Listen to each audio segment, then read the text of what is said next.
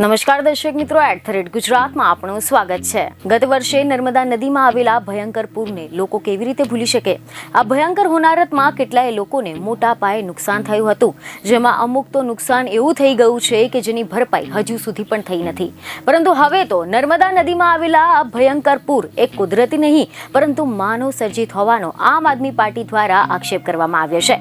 જી હા, એવી ખબરો મળી રહી છે કે આમ આદમી પાર્ટીના નેતા ગોપાલ ઇટાલિયા અને ડેડિયાપાડાના ધારાસભ્ય ચેતર વસાવાએ ગઈકાલે એક પ્રેસ કોન્ફરન્સ યોજી હતી, જેમાં એવા આક્ષેપ કર્યા હતા કે આ પૂર એ ભાજપ પ્રેરિત પૂર હતું।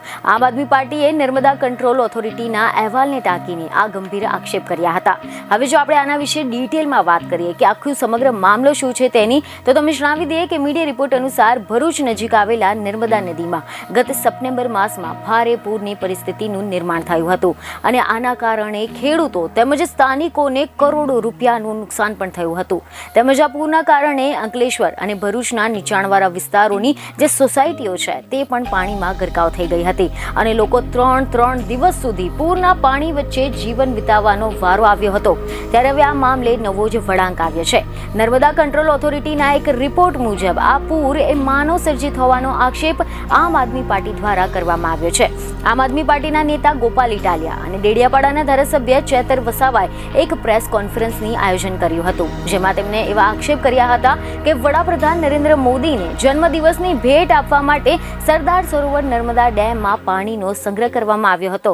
નર્મદા ડેમ ઓવરફ્લો થયો ન હતો, પરંતુ તેને ઓવરફ્લો કરવામાં આવ્યો હતો અને ત્યારબાદ પાણી વધી જતા એક સાથે જ 18 લાખ ક્યુસેક પાણી છોડી દેવામાં આવતા ભરૂચ અને અંકલેશ્વરમાં જળબંબાકારની પરિસ્થિતિનું નિર્માણ થયું હતું। પૂરના કારણે ભરૂચ જિલ્લામાં 6000 થી વધુ લોકોને સ્થળાંતર કરવામાં આવ્યું હતું। આ પૂર કુદરતી કારણોથી નથી આવ્યું, પરંતુ ભાજપ દ્વારા કરવામાં આવેલા ગંભીર ષડયંત્રના ભાગરૂપે આવ્યું હતું।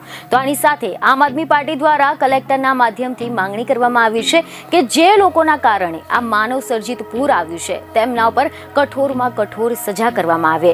જો આ બાબતમાં પગલાં નહીં લેવામાં આવે તો આવનાર સમયમાં કાનૂની લડાઈ લડવા માટે પણ અમે તૈયાર છે। તમે જણાવી દઈએ કે ખબરો અનુસાર નર્મદા કંટ્રોલ ઓથોરિટીના એન્જિનિયરો દ્વારા તપાસ કરવામાં આવતા ચોંકાવનારા ખુલાસા સામે આવ્યા છે। એમાં ખુલાસા એવા થયા છે કે પૂરની જે ઘટના હતી તેના પહેલા 12 કલાકથી વધુ સમય માટે પાણીનો સંગ્રહ કરી રાખ્યો હતો અને ત્યારબાદ સંગ્રહ કરેલા પાણીને એક જ સાથે નર્મદા નદીમાં ઠાલવી દેવામાં આવ્યું હતું અને આના કારણે નર્મદા નદીમાં ભયંકર પૂરનું નિર્માણ થયું હતું। બીજને ખબરો સાથે ફરી મળીશું। ધન્યવાદ।